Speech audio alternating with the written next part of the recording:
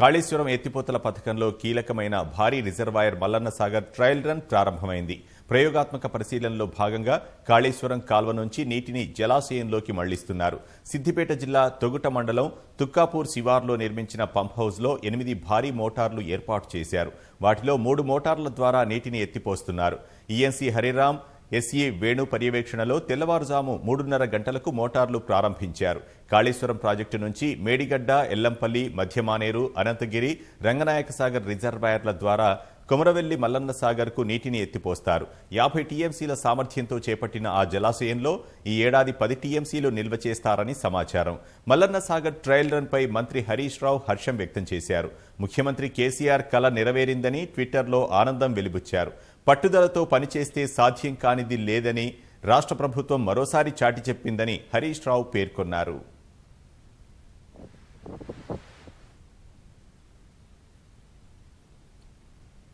చారిత్రక సంపద, పురాతన కట్టడాల పరిరక్షణ, పునరుద్ధరణకు ప్రభుత్వం అధిక ప్రాధాన్యం ఇస్తోందని మంత్రి తలసాని శ్రీనివాస్ యాదవ్ తెలిపారు.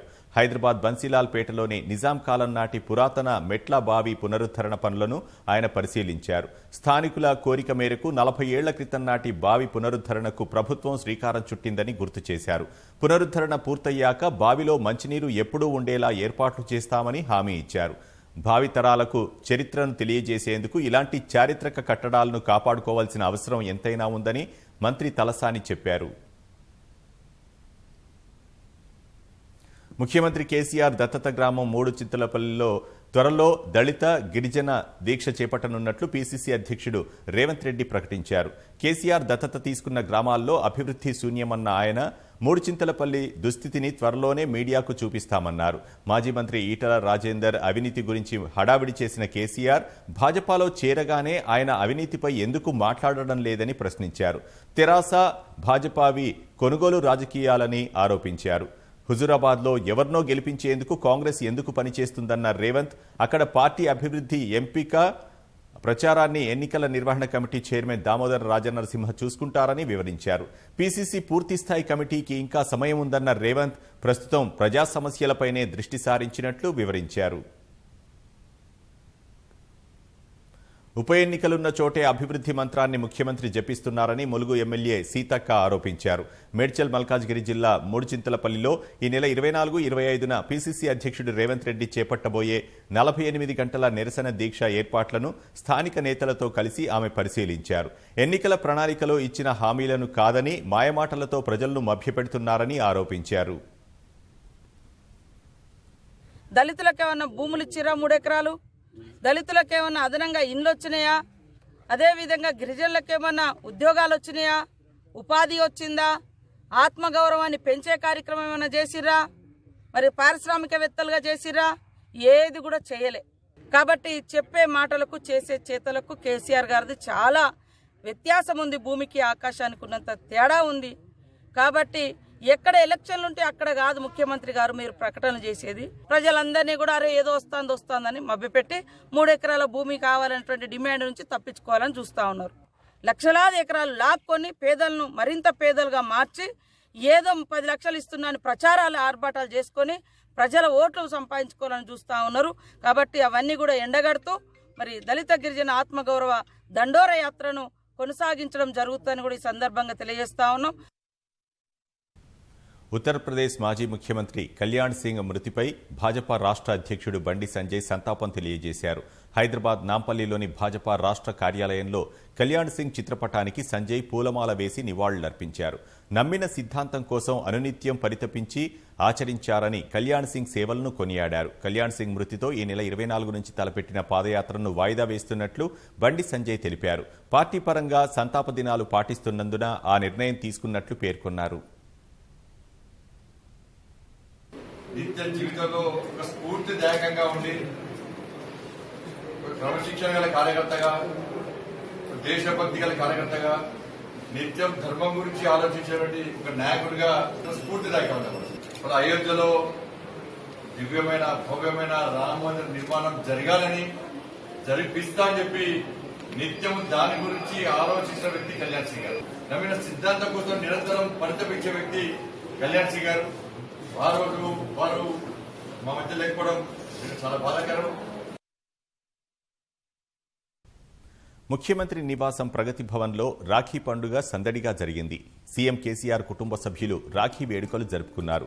ముఖ్యమంత్రికి ఆయన సోదరీమణులు రాఖీలు కట్టారు. మంత్రి కేటీఆర్కు ఆయన కుమారుడు హిమాంశు, ఎంపీ సంతోష్ కుమార్కు కేటీఆర్ కూతురు రాఖీలు కట్టి మిఠాయిలు తినిపించారు.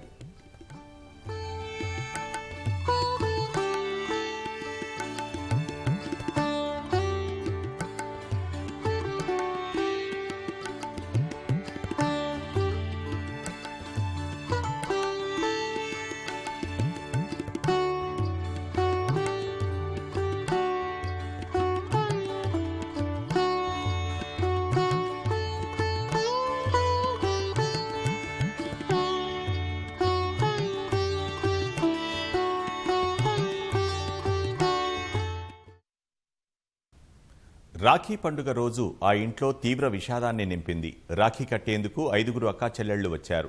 కానీ ఆ అన్న రాత్రికి రాత్రి కన్ను మూశాడు. నల్గొండ జిల్లా మాడుగులపల్లి మండలం చింతపల్లికి చెందిన లక్ష్మయ్యకు 5 అక్కా చెల్లెళ్లు రాఖీ కట్టడానికి సోదరుడి వద్దకొచ్చారు. రాత్రి సమయంలో లక్ష్మయ్య అకస్మాత్తుగా అనారోగ్యానికి గురై తుదిశ్వాస విడిచారు. ఆ విషాద ఘటనతో రాఖీ కట్టడానికి వచ్చిన సోదరీమణులు కన్నీరు మున్నీరయ్యారు. తమ సోదరుడికి చివరిసారి రాఖీలు కట్టి తుది వేడుకోలు పలికారు. ఆ ఘటన అందరినీ కంటతడి పెట్టించింది.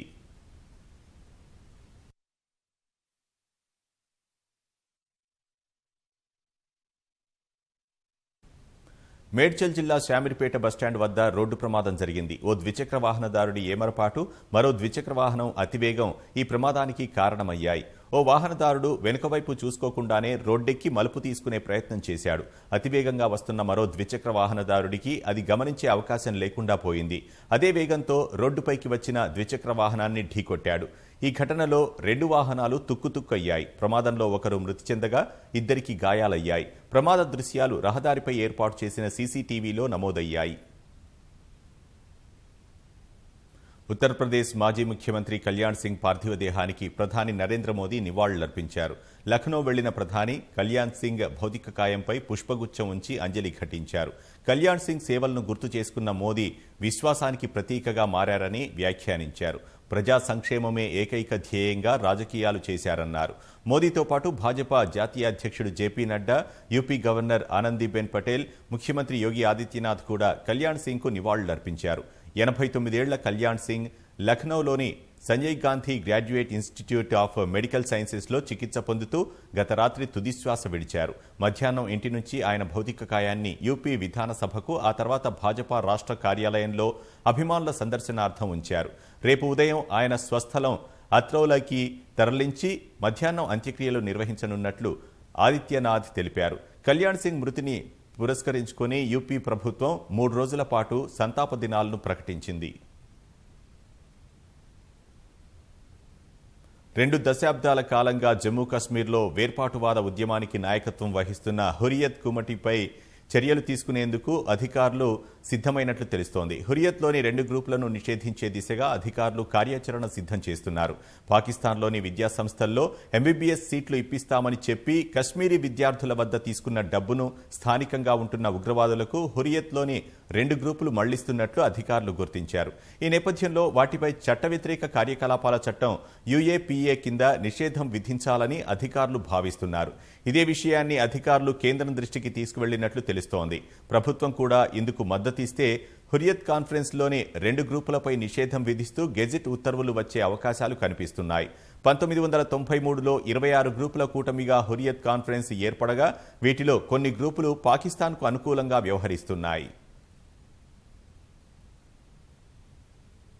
ఆఫ్ఘనిస్తాన్లో పరిస్థితులు దారుణంగా మారుతున్న వేళ మన దేశంలో పౌరసత్వ సవరణ చట్టం అమలుపై కేంద్ర పట్టణాభివృద్ధి మంత్రి హర్దీప్ సింగ్ పూరి కీలక వ్యాఖ్యలు చేశారు. ఆఫ్ఘనిస్తాన్లో సిక్కులు, హిందువులు గడ్డు పరిస్థితుల్లోకి జారుకున్నారని అన్నారు. పౌరసత్వ సవరణ చట్టం ఆవశ్యకతను ఈ పరిస్థితులు చాటి చెబుతున్నాయని పూరి ట్వీట్ చేశారు. ఆఫ్ఘాన్ పరిస్థితుల నేపథ్యంలో పూరి వ్యాఖ్యలు ప్రాధాన్యం సంతరించుకున్నాయి. తాలిబన్ల కబంధ హస్తాల్లో చిక్కుకొని విలవిల్లాడుతున్న ఆఫ్ఘనిస్తాన్లో పరిస్థితులు రోజురోజుకు క్షీణిస్తున్నాయి. ఆ ముష్కర మూక నుంచి తప్పించుకునేందుకు దేశం విడిచి పారిపోవడమే ఏకైక మార్గం కాగా రోజు వేలాది మంది కాబూల్ విమానాశ్రయానికి చేరుకొని పడిగాపులు కాస్తున్నారు. ఈ క్రమంలో చోటు చేసుకున్న పరిణామాలు కంటతడి పెట్టిస్తున్నాయి. ఓవైపు తాలిబాన్ మూక కాల్పులకు కొందరి ప్రాణాలు గాల్లో కలిసిపోతుంటే మరికొందరు అక్కడ చోటు చేసుకుంటున్న తొక్కిసలాట్లో చనిపోతున్నారు. ఈ ఉదయం కాబూల్ విమానాశ్రయ పరిసరాల్లోకి చేరుకున్న తాలిబన్లు గాల్లోకి కాల్పులు జరపగా భయాందోళనకు గురైన ప్రజలు పరుగులు పెట్టారు. ఈ క్రమంలో జరిగిన తొక్కిసలాటలో 7 మృత్యువాత పడినట్లు నాటో దళాలు తెలిపాయి. ఇప్పటి వరకు తాలిబన్ల కాల్పులు సహా తొక్కిసలాటలో కాబూల్ విమానాశ్రయంలో మృత్యువాత పడిన వారి సంఖ్య 20కి చేరింది. ఆఫ్ఘనిస్తాన్లో చిక్కుకున్న భారతీయుల తరలింపు ప్రక్రియ వేగంగా కొనసాగుతోంది. దాదాపు 400 మంది ఇవాళ స్వదేశానికి చేరుకున్నారు. వారిలో 329 మంది భారతీయులు కాగా 2 ఆఫ్ఘనిస్తాన్లో చట్టసభ సభ్యులున్నారు. ఆఫ్ఘాన్ నుంచి ఓ విమానం, కాబూల్ నుంచి ఖతార్, తజకిస్తాన్ మీదుగా మరో 2 విమానాల్లో వీరు భారత్ వచ్చారు. కాబూల్ నుంచి వచ్చిన వైమానిక దళానికి చెందిన C-17 విమానంలో మొత్తం 168 మంది ప్రయాణికులు ఉండగా వారిలో 107 మంది భారతీయులు, 23 మంది ఆఫ్ఘాన్ సిక్కులు, హిందువులు ఉన్నారు. వీరిలో ఒక శిశువు పాస్పోర్ట్ లేకుండానే భారత్లో అడుగుపెట్టింది. ఆఫ్ఘనిస్తాన్ చట్టసభ సభ్యులు అనర్కలి హోనర్యార్, నరేంద్ర సింగ్ ఖాస్లా కుటుంబ సభ్యులతో కలిసి వచ్చారు.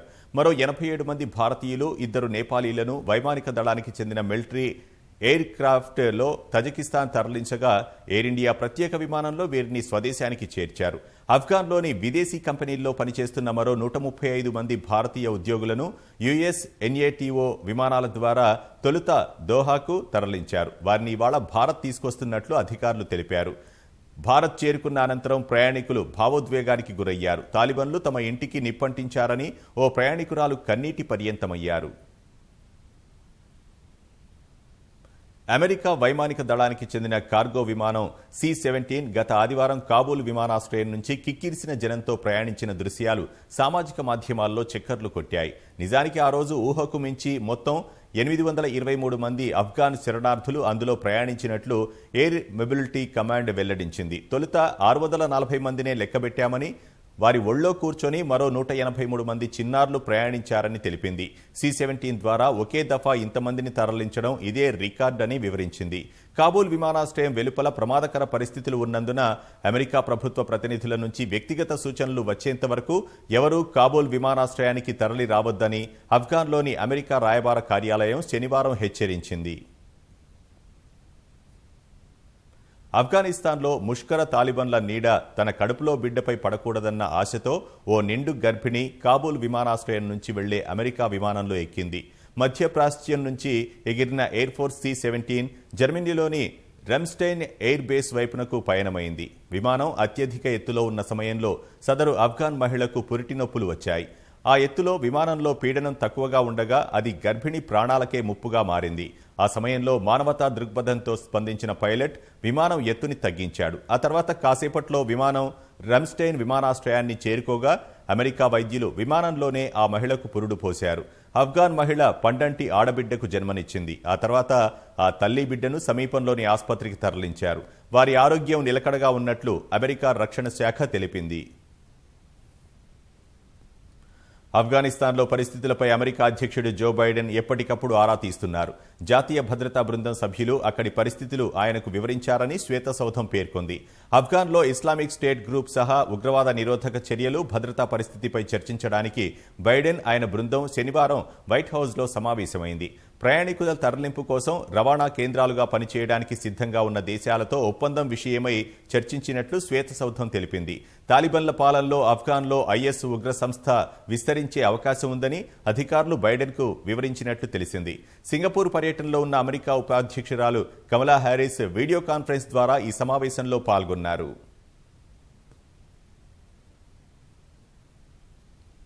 పాకిస్తాన్లోని గురుద్వారా దర్బార్ సాహిబ్ కర్తార్పూర్ను సందర్శించేందుకు భారతీయ సిక్కులను అనుమతిస్తూ ఇస్లామాబాద్ నిర్ణయం తీసుకుంది.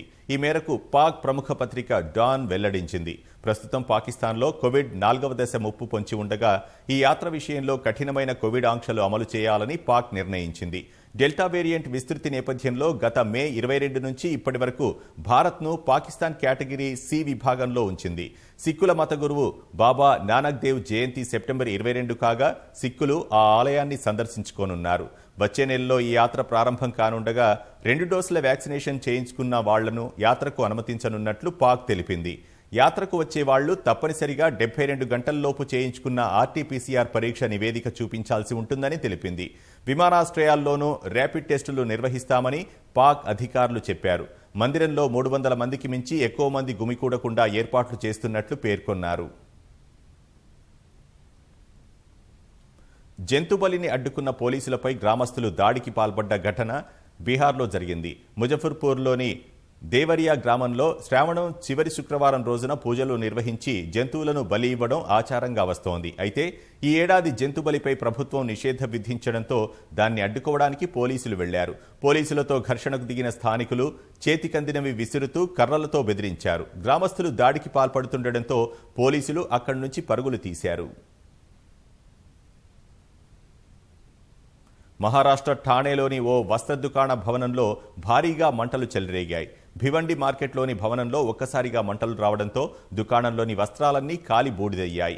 భవనానికి ఆనుకొని మరిన్ని దుకాణాలు ఉండడంతో మంటలు ఎక్కడ వ్యాపిస్తాయోనని స్థానికులు హడలిపోయారు. స్థానికుల సమాచారం మేరకు ఘటనా స్థలానికి చేరుకున్న అగ్నిమాపక సిబ్బంది మంటలను అదుపు చేసేందుకు తీవ్రంగా శ్రమించాయి. గంటపాటు కష్టపడి చివరికి మంటలను అదుపులోకి తీసుకొచ్చాయి. షార్ట్ సర్క్యూట్ కారణంగానే ప్రమాదం జరిగినట్లు అధికారులు ప్రాథమికంగా నిర్ధారించారు. ఆదిలాబాద్ జిల్లాలో రోడ్డు రవాణా సౌకర్యం లేక ప్రజలకు ఇబ్బందులు తప్పడం లేదు. నేరడిగొండ మండలం రాజుల తండాలో ఓ నిండు గర్భిణి ప్రమాదకరంగా ఎడ్లబండిలో వాగు దాటాల్సిన పరిస్థితి ఎదురైంది. రాజుల తండాకు చెందిన గర్భిణి సరితకు శనివారం పురిటి నొప్పులు మొదలయ్యాయి. స్థానికుల సాయంతో ఆమెను ఎడ్లబండిలో వాగు దాటించి అక్కడి నుంచి ఆటోలో నేరడిగొండ పీహెచ్సీకి తరలించారు. అక్కడి నుంచి ఆదిలాబాద్ రిమ్స్ ఆసుపత్రిలో చేర్పించారు. ఇవాళ కూడా ఆమెకు బెడ్ సౌకర్యం కల్పించలేదని స్థానికులు ఆరోపించారు. చలాన్లు చెల్లించనందుకు వాహనాలను స్వాధీనం చేసుకోవడానికి ట్రాఫిక్ పోలీసులకు ఏ అధికారం లేదని హైకోర్టు ఆదేశించినట్లు సామాజిక మాధ్యమాల్లో వస్తున్న వార్తల్లో వాస్తవం లేదని సైబరాబాద్ ట్రాఫిక్ పోలీసులు తెలిపారు. కొంతమంది తప్పుడు వార్తలు ప్రచారం చేస్తున్నట్లు తమ దృష్టికి వచ్చిందని, ప్రజల్లో గందరగోళాన్ని సృష్టించవద్దని సూచించారు. ఈ నెల 11న హైకోర్టు ఇచ్చిన ఆదేశాల్లో వాహనదారుడు వారం రోజుల్లో అప్లికేషన్ పెట్టుకుంటే విడుదల చేయాలని సూచించిందని పేర్కొన్నారు. సదరు వ్యక్తి వాహన చట్టం 1989 రూల్ 167 ప్రకారం వాహనంపై ఉన్న చలాన్లు చెల్లించి తీసుకొని వెళ్లినట్లు తెలిపారు. కానీ చట్ట ప్రకారం వాహనం జప్తు చేసే అధికారం పోలీసులకు లేదంటూ సదరు వ్యక్తి ఉద్దేశపూర్వకంగా తప్పుడు వార్తలను వ్యాప్తి చేశారని పేర్కొన్నారు. కేంద్ర మోటారు వాహన చట్టంలోని నిబంధన 167 ప్రకారం 90 రోజులకు పైగా వాహనంపై ఉన్న జరిమానా చెల్లించకుంటే జప్తు చేసే అధికారం పోలీసులకు ఉంటుందని సైబరాబాద్ ట్రాఫిక్ పోలీసులు స్పష్టం చేశారు. సినీ నటుడు తనికెళ్ల భరణి తెలుగులో రచించిన ఎందరో మహానుభావులు పుస్తకం ఆంగ్లంలోకి అనువాదించడం ఎంతో ఆనందంగా ఉందని శాంత బయోటెక్ వ్యవస్థాపకులు వరప్రసాద్ రెడ్డి తెలిపారు. నేటి తరానికి 10 మంది సంగీత విద్వాంసులు తెలియడం లేదని, అలాంటి వారి విశేషాలతో కూడిన రచన ఆంగ్లంలోకి అనువదించడం ప్రపంచవ్యాప్తంగా మరింత గుర్తింపు సాధిస్తుందన్నారు. ఈ రచనను సత్యభావన ఆంగ్లంలోకి అనువదించగా అన్విష్కీకా పబ్లిషర్స్ ప్రచురించింది. ఈ పుస్తకాన్ని హైదరాబాద్ ప్రసాద్ ల్యాబ్లో వరప్రసాద్ రెడ్డితో పాటు దర్శకేంద్రుడు రాఘవేంద్రరావు, సిబిఐ పూర్వ జేడీ లక్ష్మీనారాయణ ఆవిష్కరించారు. తనికెళ్ల భరణితో ఉన్న అనుబంధాన్ని గుర్తు చేసుకున్న అతిథులు ఎందరో మహానుభావులు పుస్తకం నేటి తరం యువతకు ఎంతో స్ఫూర్తినిస్తుందని పేర్కొన్నారు.